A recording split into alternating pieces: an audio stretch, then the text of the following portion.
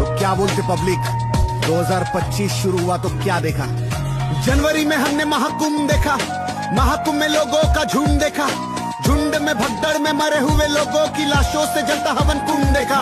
रोहित शर्मा के हाथों में कप देखा, मई में बारिश टपाटप देखा, नेता को करते घपा घप देखा, पति को काटा सपा सब देखा, तिलक से लेके तलाक देखा, तेलंगाना जंगल में रात देखा, 270 लोगों को कफन में लिपटा मिला, एयर इंडिया का प्लेन हाथ देखा, मनाली में गिरी बेबी डॉल देखा, केदारनाथ हेलीकॉप्टर फॉल देखा, टेम्बा को ग्राउंड में टॉल देखा, उसके हाथ में स्टंप और बॉल देखा।